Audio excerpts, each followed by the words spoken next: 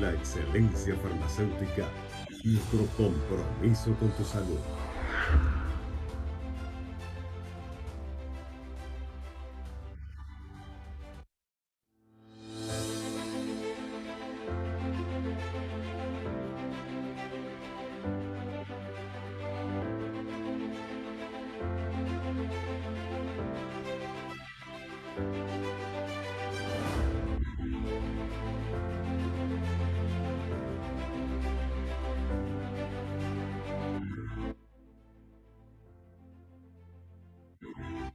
La excelencia farmacéutica es nuestro compromiso con tu salud.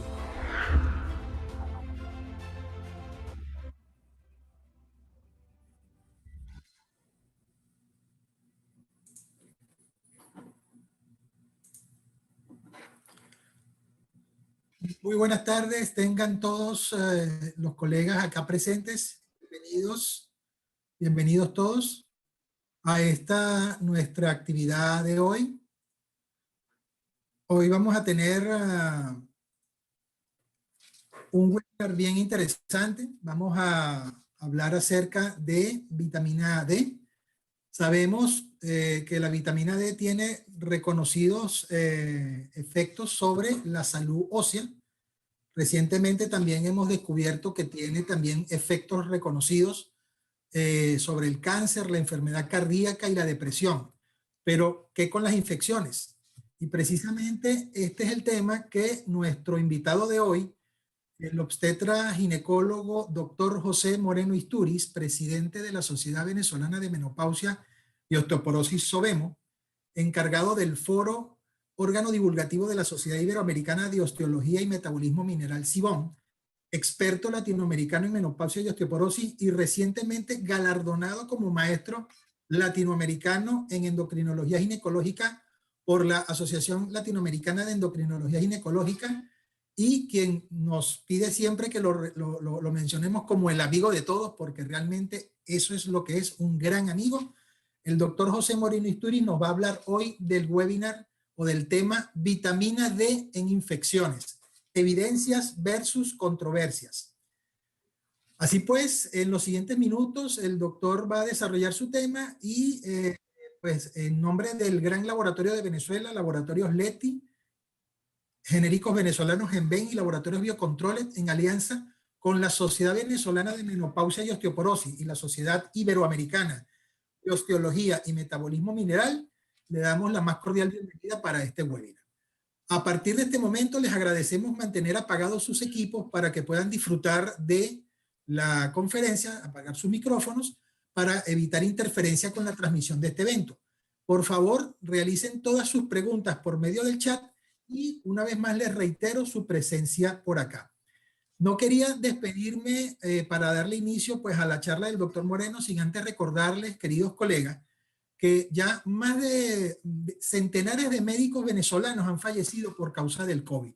El COVID está repuntando terriblemente en nuestro país y es necesario que nosotros nos cuidemos. Así que moderación en todo momento, respetar las medidas de bioseguridad y bueno, sin más preámbulos, los dejo en la agradable presencia del doctor José Moreno Isturiz, el amigo de todos. Gracias, pastor. Buenas tardes. Buenas tardes. Gracias, José. Adelante. Buenas tardes, queridos amigos.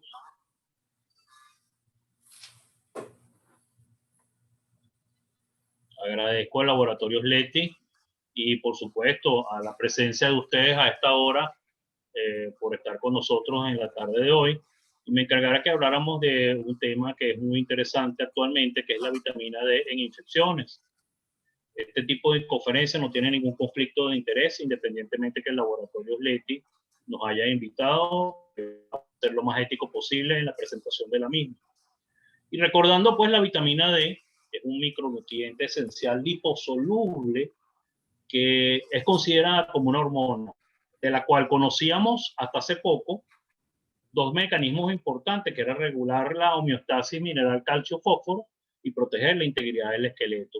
Pero a medida que hemos seguido estudiándola, hemos encontrado una serie de características de ella, como la regulación del crecimiento y maduración celular, inhibición de la producción de renina, incrementar la secreción de insulina y la sensibilidad a la misma, modula la función de los linfocitos B y los linfocitos T, e igualmente los macrófagos, incrementa la contracción del músculo miocárdico, tiene efecto antiproliferativo y antiangiogénico, y todas estas funciones se deben a que tiene una gran cantidad de receptores que se encuentran en la mayoría de los órganos de nuestro cuerpo. Evidentemente sus funciones, como ya lo dijimos, actúa sobre el sistema inmunológico, actúa sobre el sistema cardiovascular o metabólico, evidentemente su parte relacionada con el calcio intra y extracelular y el sostenimiento de la masa ósea, sobre los agentes antiproliferativos en células tumorales y efectos sobre la reproducción y embarazo. O sea que es una gran gama de elementos por la cual actúa la vitamina D. La prevalencia de algunas enfermedades infecciosas, autoinmunes, neoplásicas y enfermedades cardiovasculares muestran variaciones geográficas, sobre todo en los países que tienen las diversas estaciones que se encuentran en el norte y sur del planeta. Y se ha encontrado que la déficit de vitamina B pudiera estar implicado en la heterogénea de estas patologías. Y fíjense bien, en los últimos 4 años, en PubMed se han registrado 323 millones de artículos sobre vitamina D, de los cuales casi 19 millones son sobre infecciones de vitamina D, y mejor aún, 6.7 millones sobre vitamina D y coronavirus. O sea, que se ha investigado concreta e importantemente la relación que existe entre vitamina D y coronavirus. Por lo tanto, esta es una de las relaciones que más pruebas científicas tiene, y realmente vamos a ver en la charla de hoy cuáles son los elementos a favor y los elementos en contra anteriormente mencionados. Ya vimos que modula el crecimiento y diferenciación de las células en muchos tejidos, participa en la inmunidad innata en las infecciones, tiene acciones inmunomoduladoras sobre el sistema inmune adquirido, protegiendo de enfermedades autoinmunes, tiene efectos beneficiosos sobre el cáncer, sobre todo se ha estudiado en mama, en cáncer colorectal, tiene un efecto protector sobre el sistema cardiovascular a través de su acción sobre el sistema renina y angiotensina, y por lo tanto hay una disminución de la mortalidad. Y todo esto se comprobó en un trabajo presentado en el año 2014, donde se habían hecho los estudios acerca de las concentraciones bajas de vitamina D estaban asociadas con la posibilidad de mortalidad por cualquier tipo de enfermedad. Pero en este trabajo, importantemente, donde se hizo un análisis de aproximadamente 25.000 pacientes, se encontró que no solo eran los niveles por debajo de 20 nanogramos por mililitro, sino los niveles que también estaban por encima de 60 nanogramos por mililitro, que aumentaban las causas de posibilidad de muerte por cualquier tipo de enfermedad en pacientes que estaban hospitalizados y que habían egresado de la hospitalización hasta 90 días después de su egreso. Por lo tanto, se concluyó que no solamente eran los niveles bajos, sino los niveles altos, que podían alterar la calidad de vida de esta paciente y por lo tanto la mortalidad, y por ende había que mantener unos niveles adecuados sin pasar tanto los elementos de defecto como los elementos de incremento exagerado de vitamina D. Bueno, ¿y cómo actúa la vitamina D sobre infección? Entonces hicimos una evaluación del aspecto sobre la acción antibacteriana y después el aspecto sobre la acción viral. Sobre la acción antibacteriana vimos que la síntesis local de 1,25-hidroxivitamina D por parte de los monocitos y macrófagos promueve la expresión de la famosa proteína llamada catelicidina. Igualmente, hay otra influencia sobre un elemento bacteriano de defensa innata que se llama las beta-defensinas 2, y ambas dependen del receptor de vitamina D y el citocromo Pro27BI.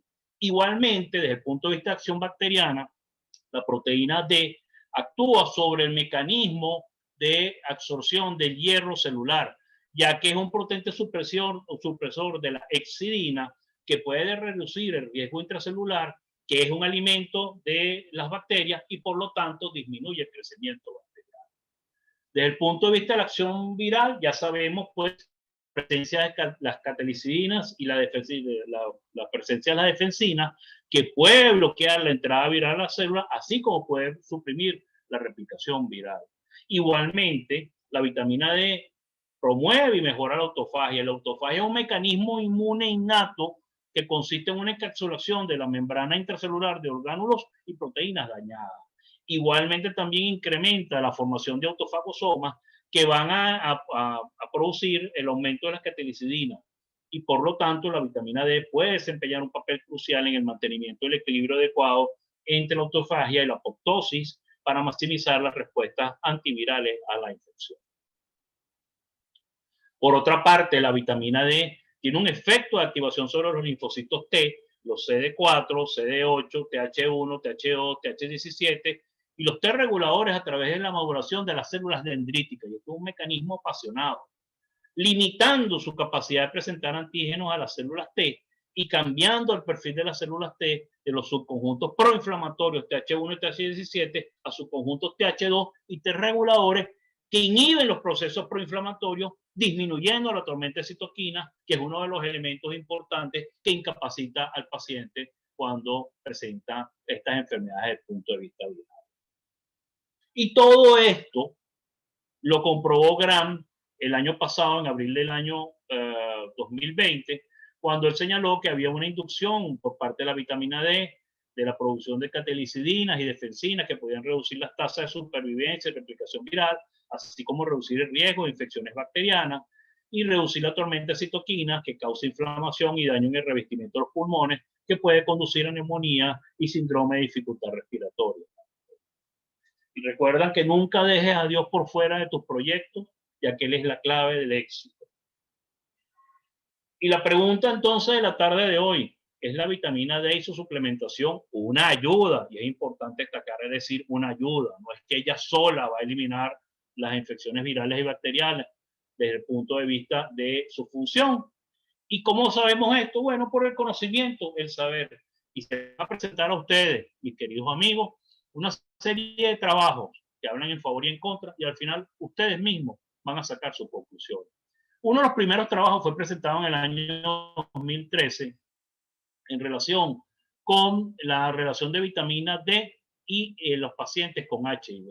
Se encontraron que en pacientes que tenían concentraciones por debajo de 32 picogramos por mililitro y por cada 10 picogramos por mililitro que descendía la concentración de vitamina D, había un incremento de la carga viral en los pacientes con virus del HIV de 0.84. Entonces se concluye que la deficiencia de vitamina D es común en la población con pacientes de VIH y su deficiencia puede incrementar la carga viral de este virus. Otro trabajo presentado en marzo del 2015 acerca de la posibilidad de la vitamina D en las enfermedades infecciosas, se había concluido que los niveles altos de vitamina D disminuían el riesgo de infecciones y de inflamación, pero nunca se había llegado para este año 2015 a las dosis adecuadas. Habían trabajos controvertidos y por lo tanto ellos sugirieron en este trabajo que aunque la suplementación de vitamina D tiene efectos prometedores sobre varios procesos infecciosos, las incoherencias entre los resultados de los estudios dificultan la extracción de conclusiones definitivas y unificadoras. Estamos hablando del año 2015. Para el año 2017 hay un trabajo muy interesante que habla de la suplementación de vitamina D en la prevención de enfermedades del tracto respiratorio superior aguda. Se encuentra que las suplementaciones de vitamina D entre 800 a 2000 unidades es segura y protege contra la infección aguda del tracto respiratorio en general.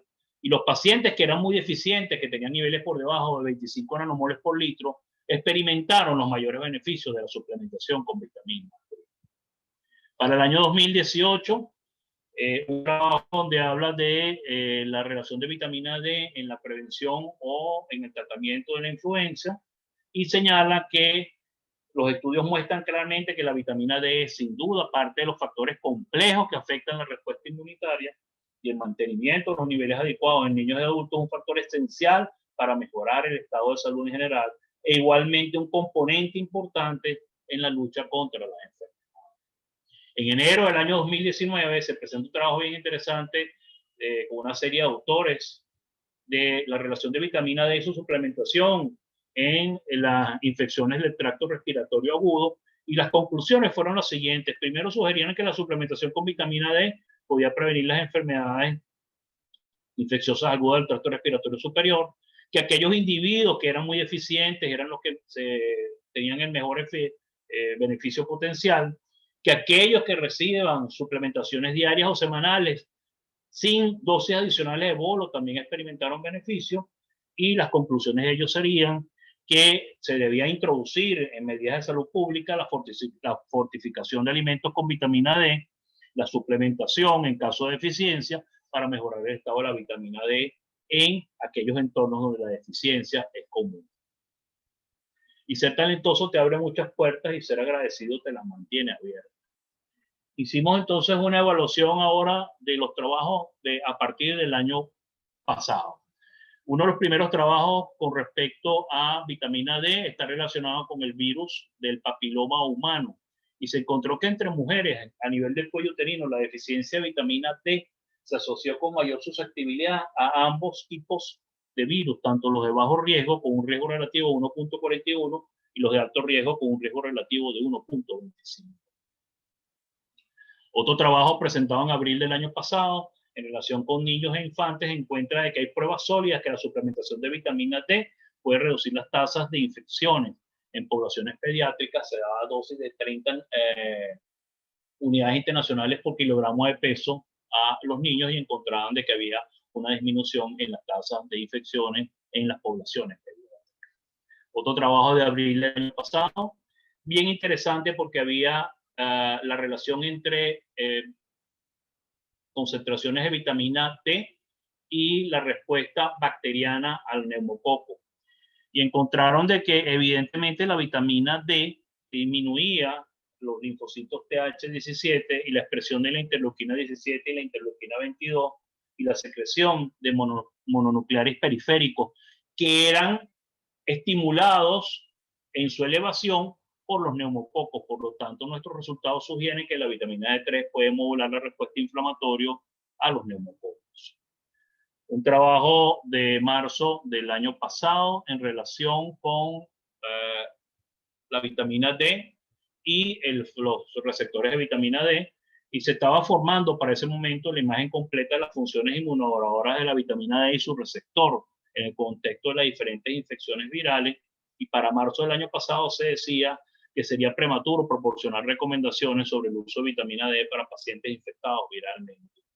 Sin embargo, en abril del mismo año se encuentra otro trabajo de la relación de vitamina D en la inmunidad innata y señalan como conclusiones que varios estudios apoyan las propiedades inmunomoduladoras de la vitamina D y su importante papel en el mantenimiento de la homeostasis inmune, y señalaban que niveles séricos de 25 hidroxivitamina D de aproximadamente 40 nanogramos por mililitro podían proporcionar protección contra infecciones respiratorias virales agudas. En otro trabajo de abril del año pasado, en relación de la vitamina D con el virus de la hepatitis, encontraron que en la fase de tolerancia inmune de la infección crónica por hepatitis B, la vitamina D puede ser un modulador de la función inmune a través de los linfocitos CD8, CD19 y de los glóbulos blancos. Otro trabajo en febrero del año pasado en relación con vitamina D en pacientes con HIV y citomegalovirus en mujeres embarazadas, señalaban que había una asociación entre nivelina adecuada de vitamina D durante el embarazo y el aumento en la adquisición congénita y postnatal temprana de citomegalovirus en las mujeres que eran VIH positivo y en los niños producto de estos embarazos. Y otro trabajo presentado también en abril del año pasado, en la cual se hacía la pregunta, bueno, ¿por qué, cuándo y cómo la vitamina D actúa en el sistema inmunológico? Y encontraron que incrementos de vitamina D tenían una acción sobre los linfocitos T, especialmente los CD4 y los linfocitos T helper, y concluyeron de que la vitamina D está emergiendo como un nutriente prometedor y relativamente seguro para desarrollar nuevas estrategias preventivas y tratamientos ayudantes en enfermedades causadas por la homeostasis inmune deteriorada. Otro trabajo de julio del año pasado sobre la utopía que había de la deficiencia de vitamina D para las enfermedades respiratorias, y ellos señalaban que era importante diagnosticar, prevenir y tratar la deficiencia de vitamina D, ya que la deficiencia propia de vitamina D, paralelamente a la pandemia de enfermedades que estaban ocurriendo en el mundo, era igualmente una epidemia, y no solo en pacientes con enfermedades respiratorias, sino en pacientes caminando por la calle normal y sin ningún tipo de problema. Y sugerían que la suplementación de vitamina D es un tratamiento simple, es de bajo costo y que puede ayudar a minimizar las exacerbaciones de infecciones, en vista de sus propiedades inmunomoduladoras y antibacterianas ya comprobadas. Y bueno, vamos a hablar un poquito de la vitamina D y el coronavirus. Evidentemente ya habíamos hablado de las catecolicidinas y las defensinas en relación con la replicación viral y la entrada viral.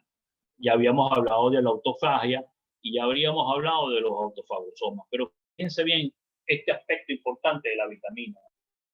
Sabemos que el virus SARS-CoV-2 reduce la expresión de la enzima convertidora de angiotensina 2. Esto trae como consecuencia una limitación del eje angiotensina 2, angiotensina 1, a través de la activación del ADAM17, que a su vez estimula la entrada del virus a la célula. Eso a su vez trae como consecuencia un aumento de la angiotensina 2, que aumenta aún más el ADAM17 y se produce un círculo vicioso que trae como consecuencia daño pulmonar, lesiones miocárdicas con insuficiencia cardíaca y daños en los vasos con trombosis de grasa que se observa en los pacientes graves por coronavirus. Y la vitamina D interfiere con el eje angiotensina, enzima convertidora de angiotensina 2, angiotensina 1 y ADAM17. Y entonces aumenta la síntesis de angiotensina 2 y regula la síntesis y disminuye la síntesis propia de angiotensina 2, disminuyendo los efectos antes señalados. Aquí lo vemos más gráfico. Vemos que el coronavirus aumenta las citoquinas, entre las cuales tenemos la interleuquina 2, la interleuquina 6 y el factor de necrosis tumoral, y aumenta la renina, disminuye la enzima convertidora de angiotensina 2, disminuye las catecolicidinas y la defensina, y trae como consecuencia un aumento de la angiotensina 2, que trae como consecuencia el incremento en el daño cardíaco, en el daño pulmonar e inclusive la tormenta de citoquinas. En cambio, la vitamina D disminuye la citoquina, disminuye los mediadores de la respuesta no inflamatoria, disminuye la renina, aumenta la enzima convertidora de angiotensina 2, aumenta la defensina de la catecolicina, disminuye la angiotensina 2 y un efecto protector en la parte cardiovascular y en la parte respiratoria y vascular de nuestros pacientes que tienen coronavirus. ¿Y cómo respaldamos esto otra vez? Y nos vamos otra vez a nuestra lámina del saber, el conocimiento. Y vamos a presentar igualmente trabajos que hablan en favor y en contra, y al final ustedes van a sacar sus propias conclusiones. Estos trabajos son exclusivamente del año pasado y de este año. Uno de los primeros trabajos hechos por los italianos cuando estaban en plena crisis en marzo del año 20, señalaban que al final de la revisión bibliográfica existente, la evidencia actual no apoyaba o refutaba que la suplementación de vitamina D en el tratamiento de las infecciones por coronavirus y sus diversas expresiones. Estamos hablando del principio de esta pandemia. Sin embargo, está el clásico trabajo de Graham, donde no solamente asoció la deficiencia de vitamina D a la influenza y a las infecciones por neumonía. Él señalaba que concentraciones altas de vitamina D están asociadas con una reducción del dengue, de la hepatitis, del virus de hepatitis B y C, del muro de deficiencia adquirida, de la influenza, del virus del sistema respiratorio y de la neumonía. Y ellos encontraban que pacientes que tenían concentraciones por encima de 50 nanogramos por mililitro versus pacientes que tenían concentraciones de 20 nanogramos por mililitro tenían una reducción del 27% de enfermedades similares a la influenza. Y a partir de esta evidencia disponible, plantean la hipótesis de que aumentar las concentraciones séricas de 25-hidroxivitamina D a través de la suplementación con vitamina D podía reducir la incidencia y la gravedad y el riesgo de muerte por influenza, neumonía y la actual epidemia de COVID-19. Muchos trabajos se publicaron durante esos meses, pero los trabajos más resaltantes fue este trabajo de septiembre del año pasado, donde ellos señalaban que las concentraciones adecuadas de vitamina D tenían una reducción de la severidad clínica, de la mortalidad en los pacientes que estaban hospitalizados, de disminuir los niveles de proteína C reactiva y tenía un incremento en la respuesta inmunológica contra el coronavirus. Entonces ellos llegaron que se recomienda mejorar los niveles de vitamina D en la población general, más o menos a 30 nanogramos por mililitro, que es el nivel base estándar que deberíamos tener, y en particular en los pacientes hospitalizados, ya que tienen un beneficio potencial en la reducción de la gravedad, de la morbilidad y la mortalidad asociada con la adquisición del virus COVID-19. Un trabajo de octubre del año pasado. Este fue un trabajo bastante controvertido porque fue un trabajo que se presentó por las evaluaciones de diversos países en Europa, más o menos 20 países europeos, que ellos evidentemente habían visto que había una relación entre niveles adecuados de vitamina B y una disminución de la incidencia de enfermedad, pero nunca habían visto una relación que había entre la disminución de la muerte y los riesgos de coronavirus. Ellos no encontraron estas conclusiones, a pesar de que ellos decían de que evidentemente las concentraciones de vitamina D disminuían la posibilidad de enfermedades, pero no la posibilidad de la muerte. Entonces ellos concluyeron de que no había una evidencia sobre la asociación entre los niveles de vitamina D y la gravedad y mortalidad por COVID-19, y por lo tanto había que hacer más ensayos de estudio para evaluar esto. Sin embargo, inmediatamente los españoles presentan un trabajo en octubre del año 2020 que consistía en lo siguiente: pacientes que ya estaban hospitalizados por coronavirus, se les dio un bolo entre aproximadamente 10.000 a 20.000 unidades de vitamina D, y ellos encontraron de que los ingresos a las unidades de terapia intensiva disminuyeron ostensiblemente. Entonces este trabajo demostró que la administración de una dosis alta de hidroxivitamina D redujo significativamente la necesidad de inclusión en la unidad de terapia intensiva a los pacientes que requerían hospitalización debido al COVID, que ya estaba comprobado.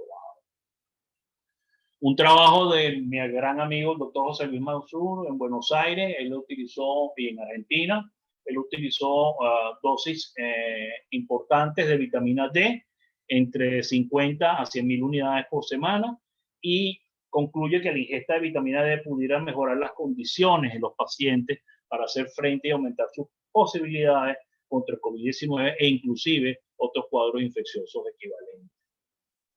Para enero de este año se publica un trabajo en la relación de vitamina D en relación con todos los elementos que habíamos mencionado inmunológicos, y señala que la evidencia apoya un vínculo entre la deficiencia de vitamina D y la gravedad de COVID, pero esto es un signo indirecto, y como no se pueden hacer trabajos de investigación con vitamina D y placebo en las comunidades, ellos de todas maneras llegaron a la conclusión final más importante, que deben ser fuertemente recomendados los suplementos de vitamina D en las personas que probablemente sean deficientes para disminuir la posibilidad de presentar el coronavirus. Otro trabajo en enero de este año sobre la relación de vitamina D y coronavirus e infecciones en poblaciones pediátricas, encuentran de que sugieren que la suplementación de vitamina D podría desempeñar un papel importante en la prevención y tratamiento de la enfermedad por infección de coronavirus, modulando la respuesta inmune al virus tanto en la población adulta como pediátrica. Fíjense que ya aquí se hace hincapié en los elementos inmunomoduladores que habíamos mencionado al principio de la charla con respecto a el coronavirus. Otro trabajo presentado en febrero de este año en cuanto a la misma suplementación de vitamina D durante la pandemia, y concluyen que además de potenciar la respuesta inmune, la vitamina D pudiera prevenir las posibilidades de acceso del virus a las células respiratorias mediante la reducción de la expresión de la enzima convertidora de angiotensina 2, corroborando lo que habíamos dicho anteriormente. E igualmente la vitamina D parece modular la actividad de la interleuquina 16, reduciendo así la respuesta en fase aguda asociada al daño pulmonar y complicaciones por coronavirus. Trabajo de marzo de hace aproximadamente 3 días, donde se había asociado la vitamina D con la raza y la etnicidad, y se encuentran con niveles mayores de 40 nanogramos por mililitro, están relacionados con una disminución en la enfermedad de COVID-19, y por lo tanto sugerían que había que investigar si concentraciones de este nivel eran las más adecuadas. Esta conclusión fue hecha en pacientes de raza negra, más en los pacientes de raza blanca esta correlación no era importante, pero en nuestros países latinoamericanos pudiéramos extrapolar ya por la raza mixta que nosotros tenemos.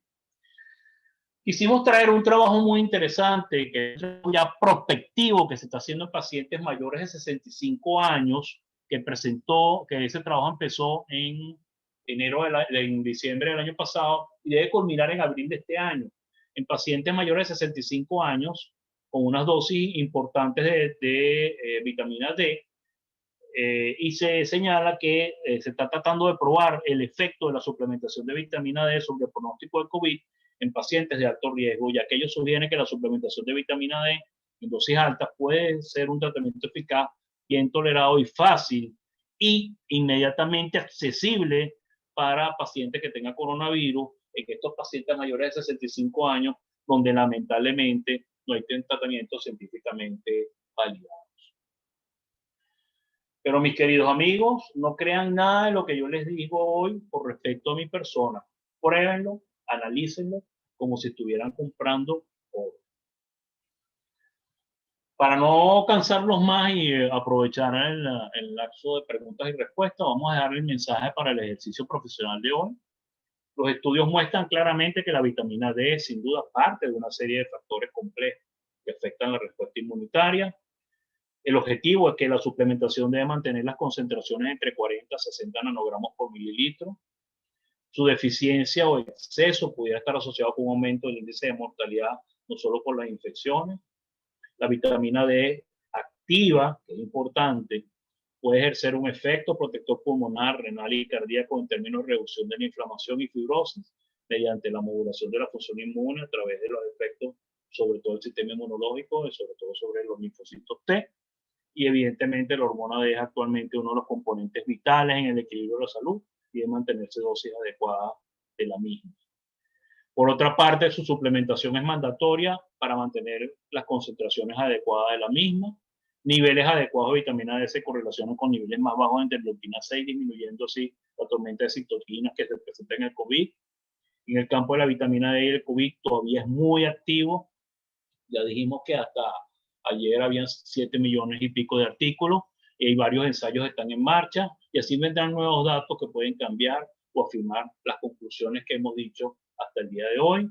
Y sin embargo, mientras tanto, se sugiere que la vitamina D a dosis de 1000 a 2000 unidades internacionales por día es segura y no dañina y potencialmente puede contribuir a prevenir una serie de enfermedades y también a el COVID-19. Y la individualización y selección adecuada de pacientes para su suplementación es la llave del éxito en su efecto tanto en salud ósea como en salud general. Y nosotros como médicos en la búsqueda de una mejor forma de tratar y prevenir enfermedades e infecciones, debemos estar siempre abiertos a toda información científicamente comprobada que nos permita crecer profesionalmente para así darle las mejores alternativas de tratamiento a todos nuestros pacientes. A mi compañera, tú me enseñaste a crecer, a amar, por eso siempre estaré agradecido. Una lámina en memoria de mi padre, fallecido hace aproximadamente un mes.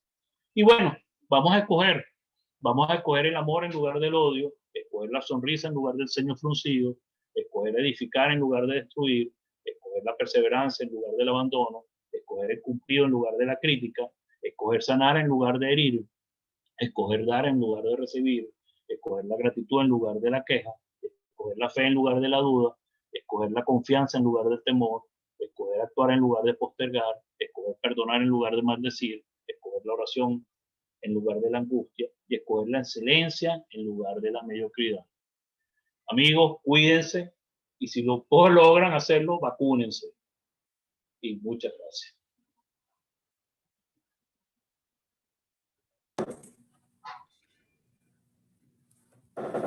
Vale, José, muchísimas gracias. Excelente tu conferencia como siempre. Te reitero una vez más mi más sentida palabra de condolencia por la pérdida sentida de tu señor padre. Sé perfectamente que eso es muy duro y bueno, te lo reitero, te acompaño en el sentimiento. Gracias, pastor. Bueno, mira, muy educativa, muy concreta, actualizadísima, como siempre. Acostumbras a deleitarnos con tus conferencias y en esta oportunidad no fue la excepción, fue un paseo muy actualizado por un tema que, como bien lo mencionamos en el título de la misma, pues es controversial.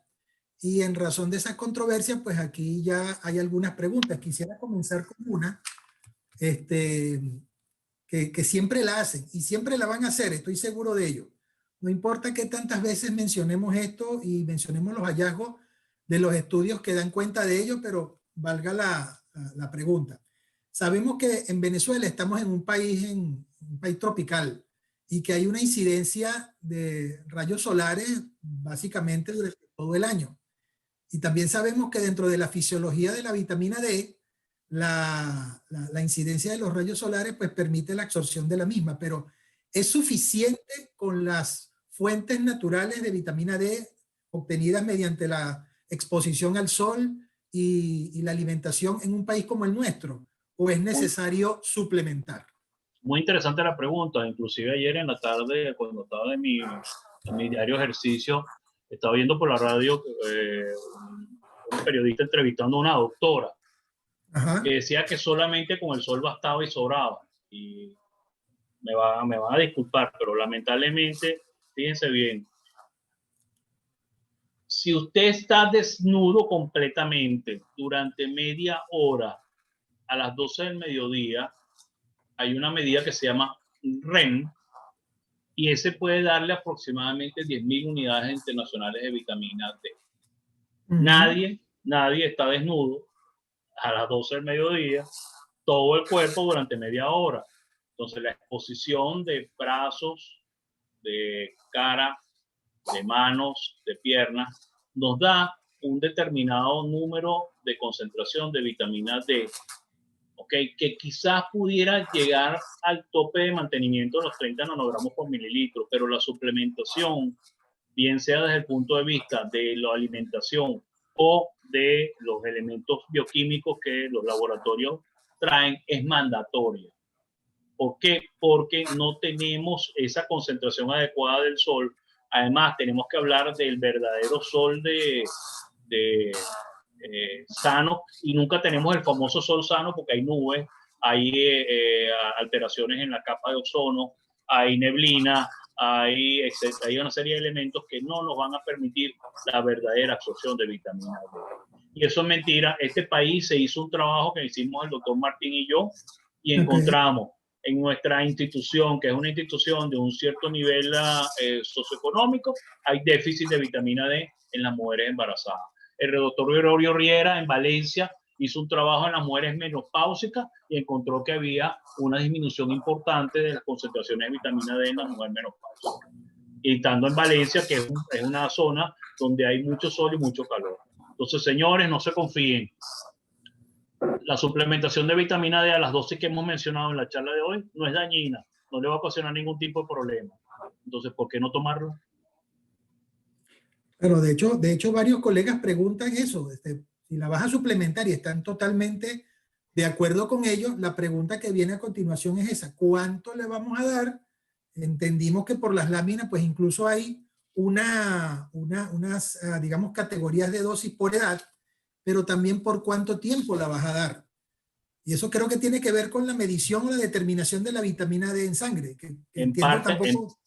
En parte tiene que ver con la determinación de vitamina D. Lo que pasa es que las determinaciones de vitamina D muchas veces son muy costosas. Entonces, correcto, fíjate bien, de todas maneras está comprobado que las dosificaciones entre 1.000 a 2.000 unidades internacionales de vitamina D, inclusive dadas por largo tiempo, no tienen ningún efecto de toxicidad sobre el organismo. ¿Ok? Y entonces, no hay ningún tipo de inconveniente que no pueda seguir. Si la mayoría de las personas de este país están utilizando suplementos vitamínicos durante 15, 20 años, no le ha pasado nada, menos va a haber con una vitamina D que ya está comprobada que, señores, no es una vitamina, es una hormona. Entonces, ¿qué quiere decir? Que el aumento de tus hormonas también te va a causar algún tipo de daño. Sí, uno entiende la preocupación de los colegas, pero realmente hay evidencias muchísimas que reportan no solamente lo inocuo que puede llegar a ser, sino que también se ha determinado que el rango terapéutico de vitamina D es muy amplio y que permite precisamente ajustar sí, hacer un ajuste de las dosis de acuerdo a las necesidades. De hecho, tú mencionabas algo acerca del bolo de vitamina D. Y eso me lleva a una pregunta que la doctora Karel Martos desde Barquisimeto, a quien le envío un cordial saludo, nos pregunta si la vitamina D pues, puede ser tomada o debe ser tomada diaria o semanalmente. Y yo agregaría quincenal, mensual, o sea, ¿cuál es la diferencia? Ok. Hay varios trabajos acerca, vamos a empezar de de abajo hacia arriba. Hay varios trabajos que hablan acerca de las famosas megadosis. Inclusive se había hablado de que los límites de megadosis que no están establecidos, se hablaba de aproximadamente 100.000 unidades internacionales por mes. ¿Ok? Ok. Eso no está establecido, pero era lo que tácitamente estándar se había quedado. La dosificación de aproximadamente 1.000 a 2.000 unidades diarias es la que se recomienda en países donde haya estaciones. En nosotros, con la benevolencia del sol, pudiéramos inclusive bajarlas hasta 800. Yo particularmente las mantengo entre 1.000 a 2.000 unidades internacionales. El tiempo de dosificaciones de la vitamina D va a depender de la actividad física que tenga el paciente, de la ingesta de elementos que son ricos en vitamina D, que lamentablemente no son muchos, y si son un poco costosos. Estoy hablando, por ejemplo, del salmón, estoy hablando de los huevos de esturión. Entonces son elementos extremadamente costosos que aportan gran concentración de vitamina D. Entonces, ¿qué es lo mejor? Bueno, tener un ejercicio adecuado, tener una suplementación con este tipo de productos que afortunadamente en nuestro país no son costosos, ¿ok? Y si tienes miedo de por cuánto tiempo administrarla, bueno, puedes hacer las determinaciones de vitamina D. Pero insisto, la suplementación es beneficiosa y está comprobada que no causa ningún tipo de daño, inclusive a las famosas megadosis de 100.000 unidades, de 50.000 unidades inclusive aplicadas semanales y de 100.000 unidades aplicadas entre semanales y mensuales. Así que por favor, doctora, pierda cuidado en eso. Perfecto. Mira, y para entrar un poquito en el tema, porque recordemos que este tema se refiere a la vitamina D en infecciones. Sí. Y nos preguntan por acá que cuál sería o si existe alguna variación en la dosis cuando se trata de ofrecer vitamina D en casos COVID-19. Depende de las concentraciones iniciales que tenga la persona de vitamina D. Por supuesto, si tú tienes un paciente con COVID-19, no vas a estar perdiendo el tiempo en buscar una determinación de vitamina D, sino automáticamente vamos a empezar. Si tú tienes un paciente realmente que tú le ves que es un paciente desnutrido, que es un paciente que normalmente no tiene una alimentación adecuada, o todo lo contrario, es excesivamente obeso, probablemente tenga un déficit de vitamina D. Entonces, vale la pena, de repente, si está hospitalizado, colocarle el bolo de vitamina D, hacer la determinación de vitamina D y posteriormente quedarnos con las 1.000 a 2.000 unidades que habíamos mencionado. Perfecto. También mencionaste el tema del costo de la prueba de determinar la vitamina D. Sí. Entonces me pregunta la colega Loruama Fernández si existe alguna manera clínica de evaluar cómo estaría un paciente de vitamina D deficiente. Bueno, si tenemos un paciente con deficiencia de vitamina D en las etapas iniciales de la vida, recuerden el raquitismo, ¿okay? Entonces podríamos tener ese tipo de inconveniente. O en las etapas tardías de la vida podemos ver la sarcopenia, que son pacientes donde hay un deterioro tanto de la masa muscular y de la parte ósea, que probablemente pueden tener desde el punto de vista clínico, una deficiencia de vitamina D. Correcto, muy bien. Por acá me preguntan también acerca, aunque no tiene relación con el tema de hoy, nos estaban preguntando acerca de la relación de la vitamina D con las arritmias cardíacas. Ok, hasta los momentos no hay ninguna relación de que la vitamina D produzca una arritmia cardíaca. Vimos que uno de los efectos importantes de la vitamina D era un efecto protector de los vasos sanguíneos y un efecto antiangiogénico y un efecto inhibidor del sistema renina-angiotensina-aldosterona. Por lo tanto, debe ser protector cardiovascular y por lo tanto, si tú tienes una angina, pudiera la vitamina D mejorar sintomatológicamente. Sí, digamos que coincidente con esta actividad, hoy finaliza un reconocido congreso de cardiólogos, que es el Curso Cardiovascular de Caracas. Y ellos estuvieron precisamente en su primera jornada el fin de semana pasado, hablando acerca de COVID-19 y corazón. Y mencionaron, al igual que tú, el día de hoy, los eventos fisiopatológicos que, digamos, se presentan o se observan por la acción del SARS-CoV-2 en el endotelio y en el corazón. Y una de las cosas que también mencionaron era la utilidad que podía tener algunos, digamos, la utilidad no, perdón, vamos a reunir un poquito. La incidencia que pudiera tener el virus contra el gasto cardíaco y la actividad eléctrica del corazón. Entonces, en teoría, digamos, asociando estos dos conceptos, es importante determinar entonces que suplementar vitamina D en un paciente que se sabe tiene COVID y que lo puede beneficiar, también puede, como bien mencionaste, beneficiarlo desde el punto de vista cardiovascular, por el mecanismo fisiopatológico que explicaste. Por acá me pregunto, realmente es apasionante estudiar esto, ¿no? Oye, sí. Realmente es hermoso cómo se ha descubierto tantas cosas de la vitamina D, aparte de los efectos óseos que tiene. Sobre la inmunidad tumoral es importante, disminuyendo los factores de necrosis tumoral y modula la parte de las células oncológicas. O sea, realmente es apasionante el campo de la vitamina D, no solamente en infecciones, sino en la salud en general en nuestro organismo. El efecto de la vitamina D como antioxidante y mejoraría el síndrome de ovario poliquístico.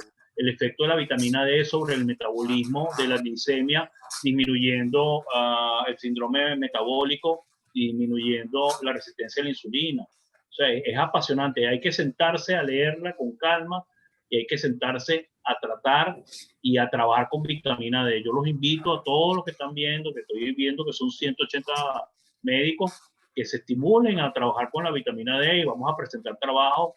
Nosotros estamos haciendo un trabajo piloto de vitamina D en síntomas vasomotores y vamos a tener unas respuestas interesantísimas en pacientes que tienen síntomas vasomotores y vitamina D. Oye, vale, qué buena noticia nos has dado. Realmente es importante y sí, reitero y me anoto en esa de invitar a los colegas a poder investigar sus experiencias y poder publicarlas en relación a la vitamina D sobre todo. También pues mencionarte que prácticamente te envían saludos desde toda Venezuela, incluso desde Colombia, desde Valledupar nos acompañan en la tarde de hoy. Gracias. Mira, José, por acá nos preguntan si ante las evidencias mostradas hasta ahora existe utilidad en la administración de vitamina D de manera preventiva para evitar pues estas infecciones. Fíjate bien, esa es una pregunta interesante porque hasta el momento en el tapete se ha utilizado la vitamina D en pacientes que tenían el coronavirus y en pacientes en poblaciones susceptibles a coronavirus, pero que normalmente tenían niveles que estaban por debajo de los parámetros normales de vitamina D. Yo particularmente sugeriría, y humildemente sugeriría, que la toma de 1.000 a 2.000 unidades internacionales de vitamina D debería ser mandatoria, y más en estos momentos, y más en este país, con respecto de prevenir el coronavirus. Y si ya hemos visto todos los elementos importantes que puede prevenir la vitamina D, debería ser así como el café con leche, que le pongas una cucharadita de azúcar todas las mañanas, al lado deberías tener tu tabletica de vitamina D de 1.000 unidades internacionales, complementando el desayuno. Así es. Mira, José, por acá nos pregunta la doctora Fraima Aranguren desde Barquisimeto. En una paciente embarazada con COVID-19, ¿cuál sería la dosis? Si hay alguna variación en relación a la dosis que hablamos ya del adulto. Igual, mantener 1.000 a 2.000 unidades de vitamina D. Evidentemente con estas pacientes hay que tener cuidado con los efectos procoagulantes. ¿Ok? Esta mañana tuvimos un caso aquí en la clínica y estábamos hablando de una paciente de 24 semanas con coronavirus. Nos reunimos con los internistas y estuvimos viendo la posibilidad o no de utilizar, dependiendo de cómo estén sus elementos plaquetarios y su cascada de coagulación, utilizar heparinas de bajo peso molecular o en su defecto utilizar aspirina, dependiendo de ella. y mantener, por supuesto, los niveles de vitamina D. ¿Ok? Recuérdense que hablamos de que los niveles de vitamina D adecuados podrían disminuir importantemente la posibilidad de que ese paciente se complicara y pudiera ir a una unidad de terapia intensiva. Y aquí tenemos que cuidar ese binomio más aún. Perfecto, muy bien. Por acá hay varias preguntas parecidas, te las voy a agrupar en una sola, ¿no? Me hablan acá para que nos des unas palabras o una sugerencia acerca del uso de vitamina D en pacientes nefróticos o en pacientes con litiasis renal.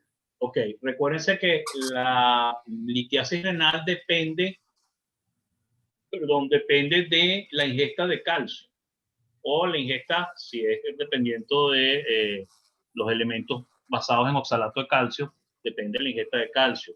Si es en los elementos basados del ácido úrico, dependiendo de los alimentos que tengan ácido úrico. Entonces, hay la baja creencia de que los pacientes que tienen litiasis renal deberían suspender todos los alimentos relacionados con calcio e igualmente disminuir la dosis de vitamina D. Y es todo lo contrario. Se ha encontrado, recuerden que hablamos de oxalato, y los elementos que estamos utilizando son carbonatos y citratos de calcio. Entonces, la ingesta de citratos y carbonatos que mantienen un nivel cálcico importante en nuestro organismo, más bien traen como consecuencia que no se produzca el oxalato, que es el que precipita y es el que da el cálculo. Entonces, si nosotros tenemos una buena ingesta de calcio y una buena ingesta de vitamina D, probablemente vamos a disminuir los niveles de oxalato de calcio, hablando de los cálculos renales, y podemos disminuir la posibilidad de la enfermedad como tal. ¿Ok?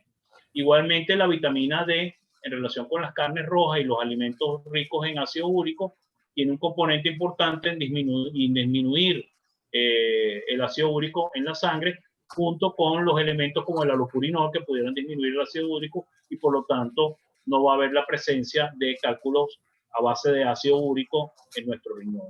Y el síndrome nefrótico no es una contraindicación de utilizar calcio y vitamina D.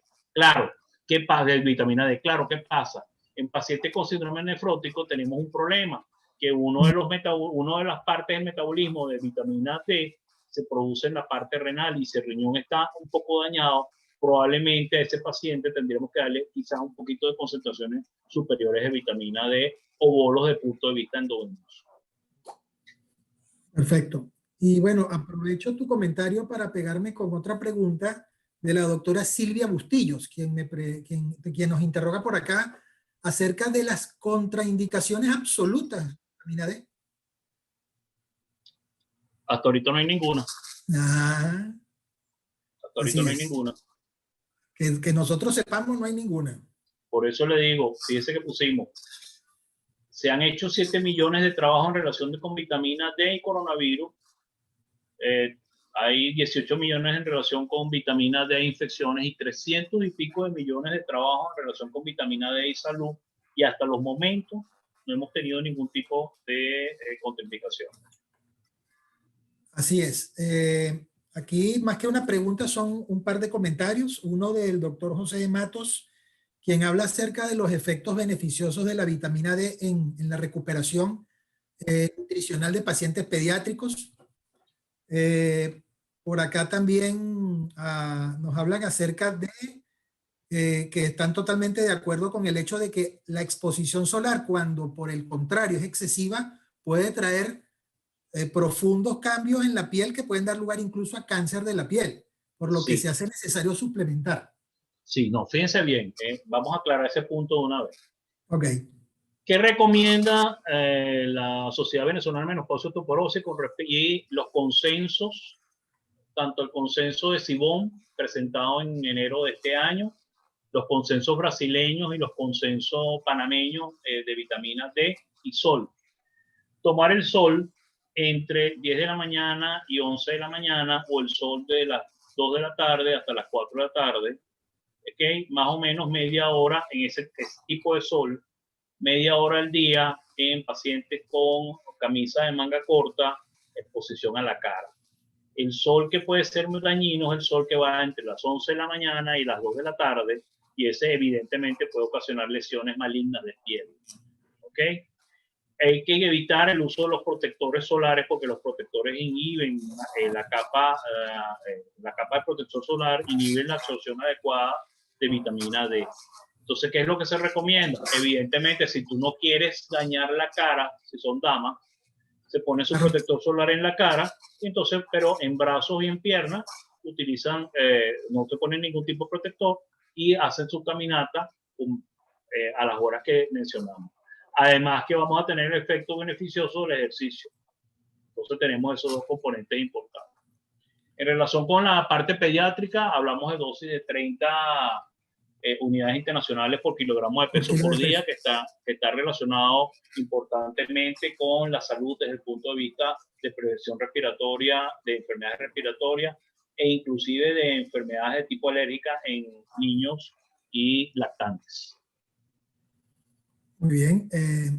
Por acá me pregunta la colega Doraima Goitía que si hay alguna diferencia en cuanto a tomarla en la mañana, en la tarde, en la noche. Ok, lo importante es, recuérdense que hablamos que es una vitamina liposoluble, entonces lo importante es generalmente en la ingesta de la comida que tenga más grasas en el día. Si es en el almuerzo con grasa, es el almuerzo, si es el desayuno con grasa, es el desayuno. No recomendamos que comamos grasas en la noche porque nos pueden caer dañinas. Entonces pudiéramos utilizar cualquiera de esas dos alimentos, esas dos desayuno, almuerzo, para la vitamina D. Ok, aquí un comentario del colega Ricardo Molina de Valencia, a quien le envío mis cordiales saludos. Dice que en su experiencia profesional ha tenido muy buenos resultados en la suplementación de vitamina D en pacientes con endometriosis y ovario poliquístico. Quisiera que nos dieras unas palabras al respecto y aprovecho para decirle a Ricardo que si eso ha sido así, que espera, publique los resultados, doctor, para que lo leamos.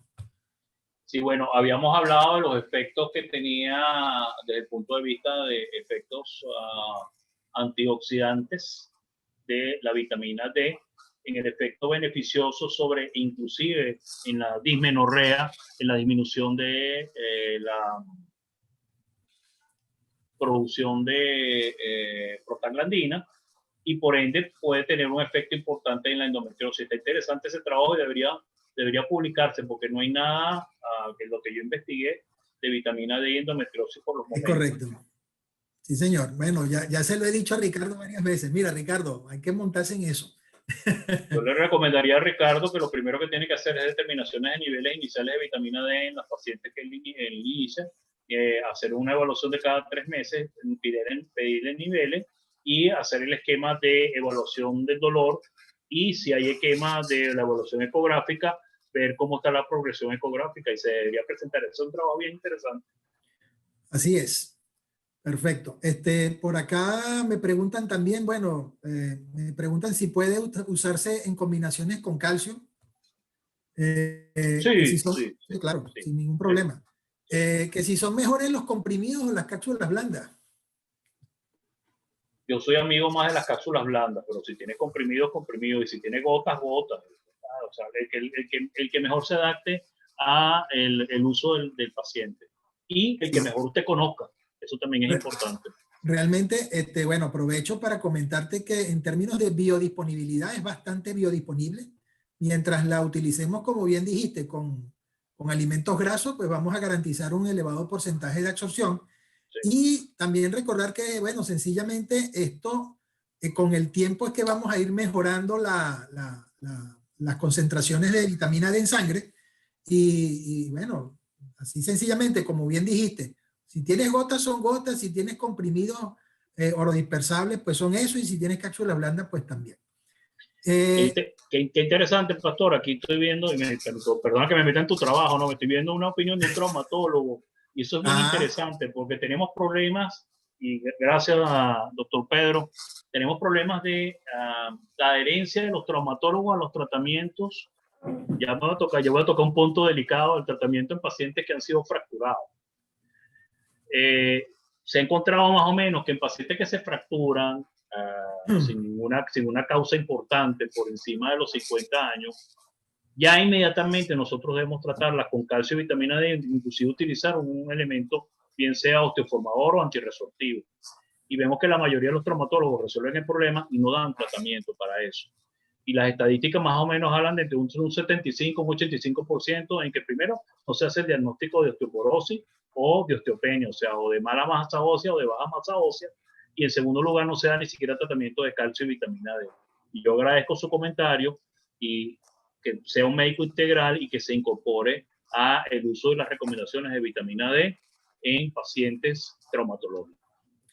Sí, todavía está fresca en nuestra memoria el debate controversial que tuviste con el doctor Nieto. Con el doctor Nieto.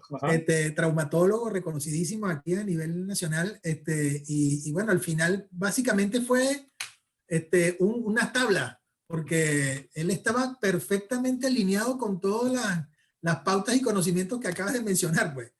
Entonces, me parece muy bien el hecho de poder sumar a los traumatólogos con este tipo de estudios y de evidencia al uso de la vitamina D en sus pacientes.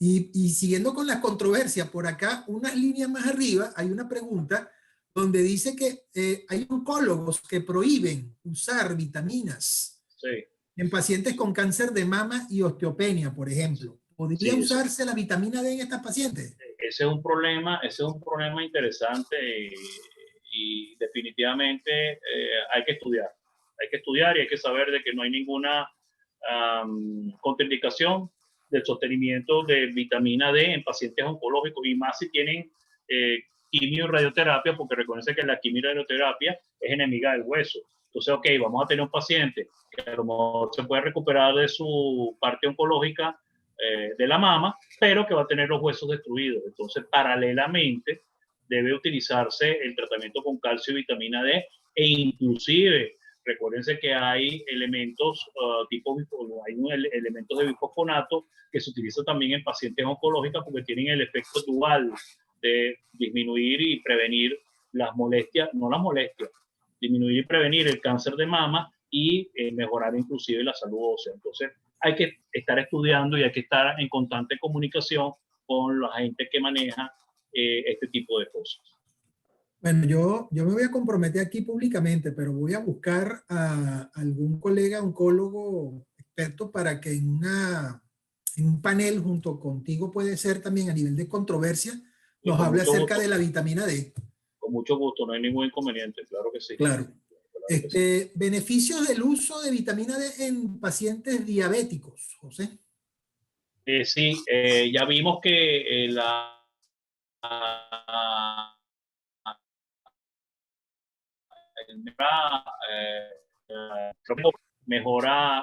a mejorar la alteración de las células pancreáticas, los islotes de Langerhans, y mejora la oxigenación de los mismos y puede disminuir la insulina, y por lo tanto pudiera mejorar el perfil en pacientes diabéticos.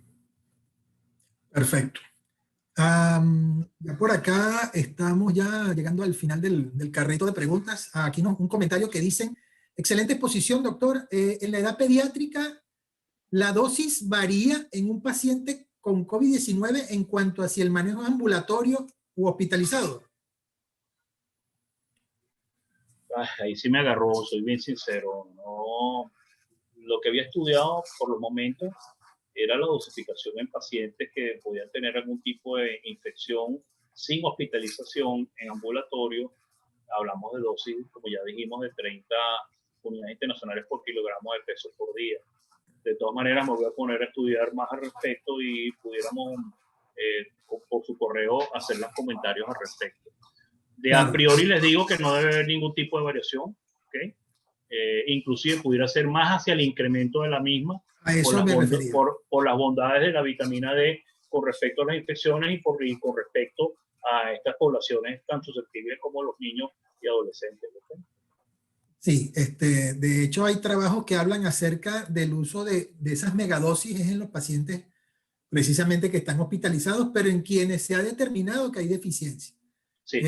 Uno supone que en la población en la que nos encontramos actualmente pues existe deficiencia. Sí. Por lo tanto hay que manejarse así. Sí. Ok, saludos desde Maracay de parte del doctor Tomás Manchinelli. Conociendo el papel de la vitamina D en infecciones, ¿qué recomendación nos daría en pacientes con infecciones nasocinusuales? sinusales, disculpen. Las mismas recomendaciones porque recuérdense que hablamos del tracto respiratorio inferior, pero las mismas recomendaciones para el tracto respiratorio superior. O sea, orofaringe igualmente, mantener las dosis adecuadas porque tienen los efectos iguales. Y recuérdense que también tenemos los efectos de acciones virales y los efectos de acciones bacterianas, que no solamente van para la parte respiratoria, sino para todas las infecciones en líneas generales del cuerpo. ¿Okay? Correcto. Bueno, aquí otro comentario. Lo que pasa es que, claro, a lo largo de las preguntas que venían haciendo, habían personas que volvían a preguntar acerca de cuánto tiempo podías dar vitamina D, y ya habías aclarado varias veces el tópico, y aquí le estaban contestando. Y una última pregunta que estoy leyendo por aquí, que ¿cuál sería la dosis en pacientes mayores de 80 años? Igual, la dosis no varía, Recuérdense lo que habíamos hablado del trabajo, inclusive que ellos están haciendo un trabajo con una megadosis. Entonces, imagínense, un paciente de 80 años, mantenerle la dosis de 1000 a 2000 unidades internacionales es fundamental. Y más aún en estos pacientes donde la toma del sol, lamentablemente ya por el envejecimiento de la piel, ya no hay una absorción adecuada. Entonces, es preferible mantenerle la dosis de 2000, inclusive pudiera llegarse a hablar de 4000 unidades internacionales. El consenso de Sibón, publicado este año, habla de aproximadamente 2000 a 4000 unidades en pacientes mayores de 70 años. ¿Okay? Entonces, ahí les dejo ese dato al respecto. Estas dos preguntas que vienen precisamente reflejan la versatilidad que tiene la vitamina D cuando hice mi presentación a tu ponencia, y cuando tú mismo hiciste toda la exposición de motivos acerca de los diferentes usos reconocidos y estudiados de vitamina D. Aquí hablan acerca de la vitamina D y la fertilidad, por ejemplo. Sí, bueno, ya lo mencionamos inicialmente. Claro, no quise ahondar en esa lámina porque quería irnos completamente a la parte de infecciones, pero ya hablamos con respecto a la fertilidad en síndrome de ovario poliquístico. Ya está inclusive la ponencia del doctor de Maracay con respecto a endometriosis. Recuérdense que este es otro de los factores de infertilidad. ¿Okay? Recuérdense también los trastornos de inmunidad innata con respecto a la fertilidad, donde la vitamina D mejora esa inmunidad innata y por lo tanto puede permitir de que haya una mayor adhesión del ovocito ya fecundado, ¿okay? Del óvulo ya fecundado. Entonces vamos a mejorar la parte de fertilidad. Yo les recomiendo a mis pacientes que tomen más o menos 1000 unidades internacionales que tenemos en fertilidad, 1000 unidades internacionales de vitamina D. Ok, aquí hay una pregunta muy interesante, pero creo que en contexto ya le hemos contestado. Sin embargo, fíjate, es un comentario de una colega que nos dice que en pacientes prequirúrgicos suspenden todas las vitaminas excepto la C. Entonces pregunta que si sería recomendable en estos casos dejar la vitamina D o indicar la vitamina D en un paciente prequirúrgico. Yo creo que no hay ningún... Yo creo que no hay ninguna tipo de cirugía, ¿no? Pero yo creo que no hay ninguna contraindicación para suspender la vitamina D en pacientes prequirúrgicos de cualquier tipo de patología. Recuérdense que hablamos de que la vitamina D disminuye todos los efectos protrombóticos que pudieran ocurrir y por lo tanto pudiera mejorar la recuperación del paciente y disminuir las posibles complicaciones trombóticas que se pueden presentar en los pacientes que están encamados postoperatorios. Y a la luz de las evidencias que mostraste hoy, también tiene reconocidos efectos positivos sobre la prevención de infecciones. Sí. Y bueno, para finalizar, por acá tenemos a la doctora Rangel desde Guárico. Dice o pregunta, uso de vitamina D en pacientes con infecciones de orina a repetición. Bueno, y la pregunta completa fue por Escherichia coli. Bueno, mire, doctor, ese es el dolor de cabeza. La Escherichia coli es el dolor de cabeza de inclusive los urólogos. Recuérdense que hay un liofilizado de Escherichia coli, que aquí tenía un nombre comercial y ahorita no se vende, pero se consigue en Colombia, y pudiera ser utilizado al respecto. La vitamina D pudiera ser un coadyuvante en mejorar las infecciones urinarias, más necesita también el uso de liofilizado. ¿Ok? Y con las medidas generales que usted le puede dar al paciente, probablemente vamos a mejorar en estas pacientes, esta sintomatología recurrente en este tipo de pacientes. ¿Okay? Perfecto. Bueno, José, con esa pregunta, pues finalizamos.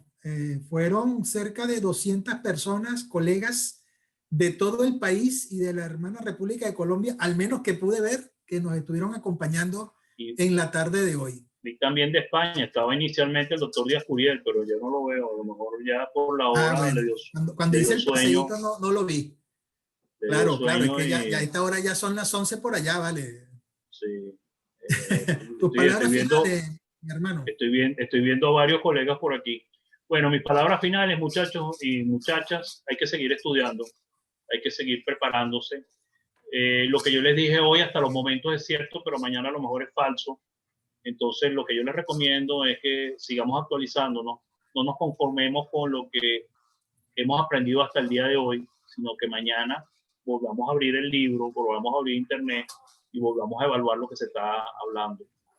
Y, por supuesto, si logramos vacunarnos, vacunémonos, pero la mejor vacuna es nuestra mascarilla. ¿Okay? Cuídense, por favor, los necesitamos. Hoy falleció uno de nuestros grandes colegas en la clínica, el doctor Mario Sánchez, era médico alergólogo, fue presidente de la Sociedad Venezolana de Alergología y la Sociedad Mundial de Alergología. O sea que el mundo ha perdido un alergólogo por el coronavirus en el día de hoy. Estoy, bueno, completamente alineado contigo. De hecho, al inicio lo mencionaba, muy preocupado por la cantidad de muertes que se está suscitando en esta nueva ola de COVID aquí en el país y que muchas de esas muertes han sido pues de colegas muy cercanos y muchos en estos últimos días. Así que, por favor, a cuidarse. Bueno, de mi parte, muchísimas gracias a todos. Para contestar un comentario, una pregunta de la doctora Haddad, que me decía, bueno, que quiero que sigan este tipo de eventos. A la doctora le digo pues que para el día de mañana tenemos un webinar precisamente dirigido a colegas endocrinólogos. En mi parte, no me queda sino agradecerles a todos su presencia y en nombre del gran laboratorio de Venezuela, Laboratorios Leti, darles las gracias y los espero en la próxima oportunidad. Las personas que tuvieron problemas de conexión o que se incorporaron tarde, no se preocupen. Este tipo de actividades se quedan grabadas y colgadas en el canal de YouTube de Laboratorios Leti. Por favor, no dejen de seguirnos a través de nuestras redes sociales, en el canal de YouTube, en la cuenta de Instagram, @labpisoleti, para que estén al tanto de nuestros eventos e invitaciones para futuros webinars y actividades tipo live. Que tengan todos muy buenas tardes y será hasta la próxima. De nuevo, muchas gracias, José, por tu participación. Chao. Feliz tarde para todos.